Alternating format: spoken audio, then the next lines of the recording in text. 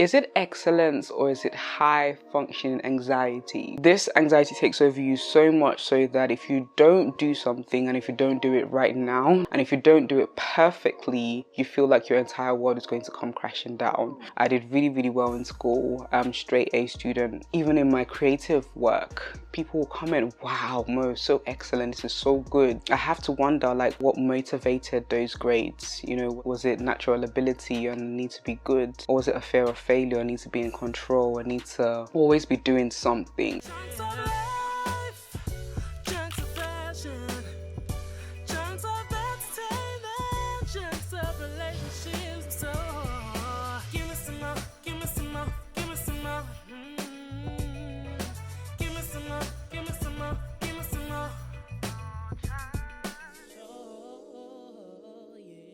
Is it excellence or is it high functioning anxiety? Are you super organized or do you just like being in control?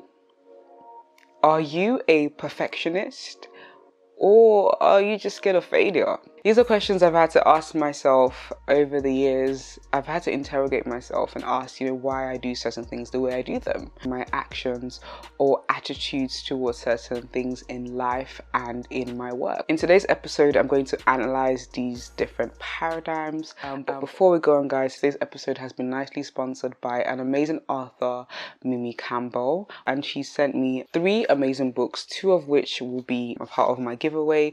One is for myself. I've read this book back to back and I absolutely love it. And it's a book about, basically surviving, as it says, and unmasking a lot of the secrets that we often carry with us and not let anyone into our traumas, some of the things that we've been through.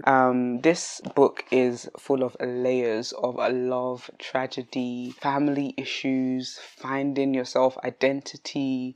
Like myself, Mymie was a firstborn African daughter, which I'm going to speak about later on in the video, and she often had taken a lot of responsibilities that affected her when she got older. Seeing things happening in her mom's marriage also affected the kind of relationships she chose to be in as she grew up. But there's light at the end of the tunnel. This book eventually shows, that there's hope and things do turn around for the better. I'm going to give away 2 copies of this book, and if you want to win, you simply have to be, number 1, subscribe to this channel, number 2, you have to follow me on Instagram, and number 3, comment below on today's Chit Chat with Mo. I'm just going to pick the best comment from there. So what you waiting for? You want to win this book. Oh crew, get commenting. And without further ado, let's get straight into today's episode.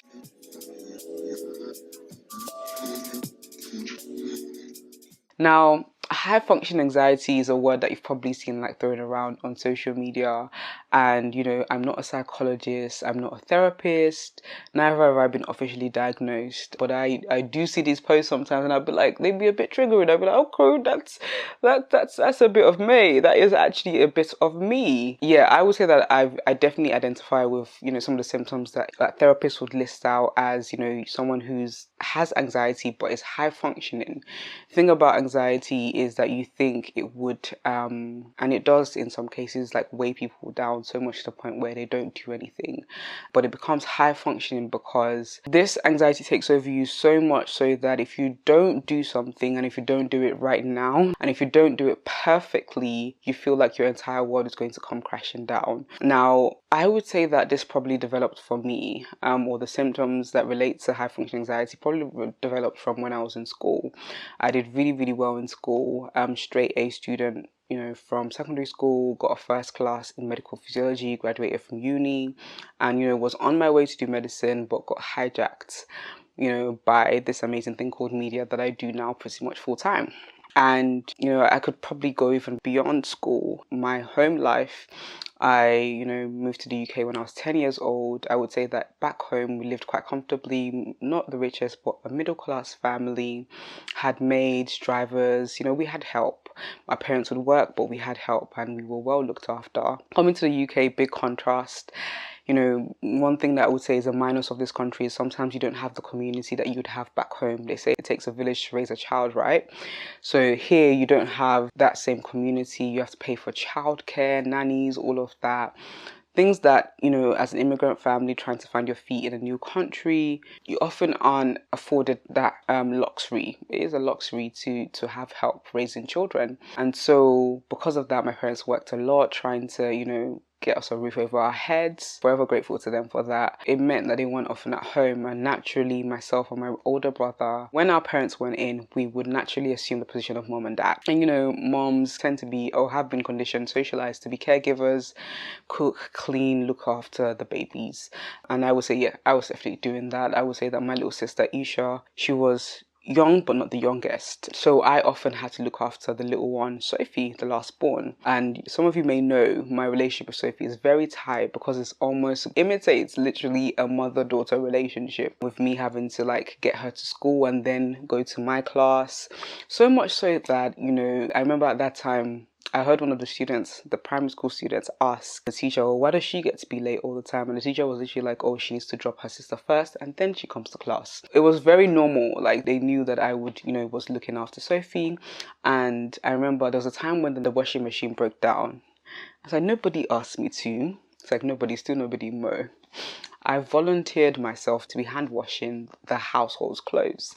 So it was those kind of things. There was that unspoken, like, it's now your responsibility, but also me assuming those positions and taking on those responsibilities for myself. So I would say it was at home that those skills to be organized and organize the household and be in charge of things and look after people, I would say that that's where those skills began. And then I would say that then overflowed into my school life, and, you know, doing so well and feeling like I had to just perform at the highest standard. I would say actually though that my background in Nigeria probably influenced that as well. So, you know, my question is it excellence or high functioning anxiety? For me, I would say it's definitely a bit of both. You know, back home, it was excellence or nothing when it comes to education. We had this ranking system. If you grew up in Nigeria, you know about this. In a Nigerian household, every Nigerian parent was first in their class. You do have to wonder who was second, third, or last, since everybody was first. But yeah, there was a ranking system apart from your grades. Over here, we have like A, B, and you're all on the same, you know, if you all got a B, you all got a B. If you all got an A, you all got an A. In Nigeria, someone's A can be better than somebody else's A, to the point where their 90 puts them in first place and your 85 puts you in second place. So I would say that I always went for those top positions, first, second, third. It was like almost sad if I didn't make first. So it went like that, and I brought that same attitude into my education journey over here. I say all that to say I was really good in school, and looking back now, age 25, I wonder the proportion of what was excellence and the need to be successful and what was actually high functioning anxiety, you know, having those skills from when I was adultified as a child, you know, from age 10. I would say back home, pre-10, amazing childhood, used to play with dolls, no care in the world. Coming to this country and having to fend for myself and my siblings and help my parents in those areas that I would say that, yeah, I was robbed of that part of my childhood. I have to wonder, like, what motivated those grades? You know, was it natural ability and the need to be good? Or was it a fear of failure? I need to be in control. I need to always be doing something. And that's another thing about high functioning anxiety, is like, you can't stay put. You struggle to rest. You know, like, even in my creative work, people will comment, wow, Mo, so excellent. This is so good. But it's like, sometimes because if it's not good, I'm not putting it out. Do you get what I mean? And there's that perfectionist that begins to come up as well. You're scared of failure. You want it to be great. Mediocre is not in your language. And whilst those things can be positives, it becomes, I believe, a negative where it's like you can't take a rest, or it's at the detriment of your well-being, and you struggle with failure. I think my first failure in life was not getting into medical school. I found it really hard to get my head around that, wow, I actually failed at this. Like, legit, this was the 17 or 18-year-old me was struggling with that concept of failure and struggling with the idea or accepting that life doesn't always go the way you want it to go, and at the time you want it to go this certain way. That was hard for me to get around. And sometimes your anxiety will lie to you and say, if you overperform, if you do this, if you do that, if you show up, this is going to happen for you exactly like this. And if you overextend yourself to other people, they're going to overextend yourself back for you. That's where people pleasing comes into it, and always having to be doing something and being burnt out constantly comes into it. And you really have to interrogate your actions and your behavior. Like, why am I like this?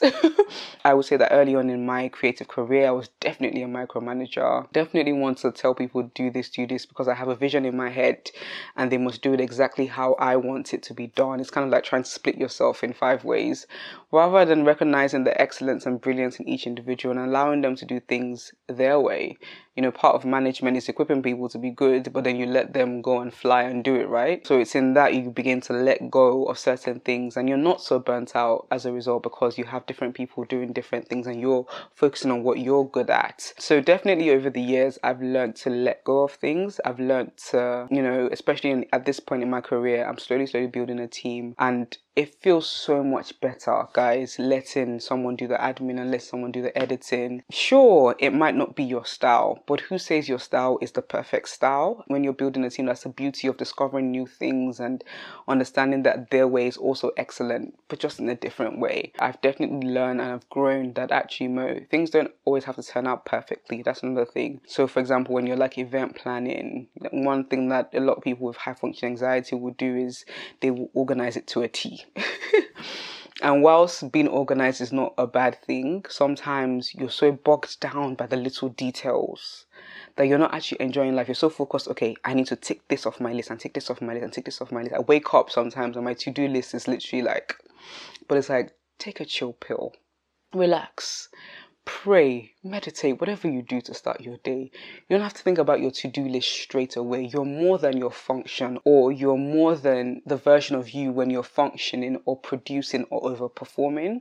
So it's a matter of allowing yourself to be human. I often have to interrogate that. Yes, I do well and I maximize my productivity. I'm very good in the morning, but it doesn't mean that my to-do list has to be like popping straight away in my head. And sometimes you can't help it. Sometimes the checklist is just there, but it's a matter of, like I said, being self-aware, interrogating that. Do I really have to start ticking off things off my list straight away when I wake up?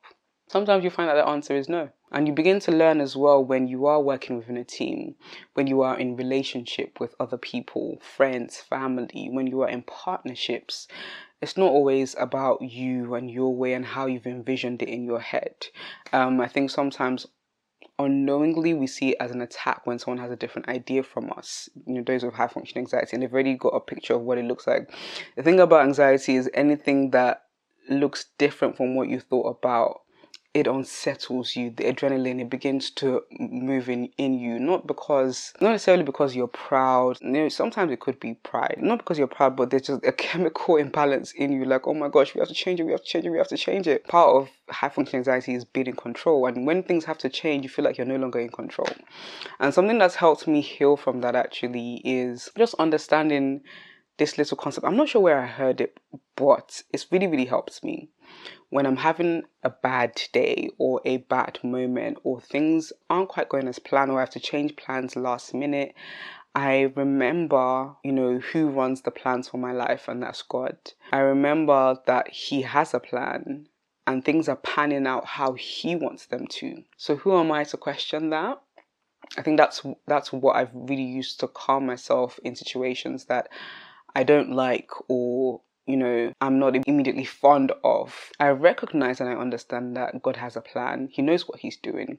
Because what you do oftentimes when you're complaining that things are not going your way is that you're almost battling for who should be in control and whether God knows what He's doing. So that's helped me a lot. That actually, God knows what He's doing. Life is happening how it's meant to happen, on His divine timing, not yours. That's really allowed me to let go of those things. Oftentimes when you have a high functioning anxiety as well, you struggle to receive help.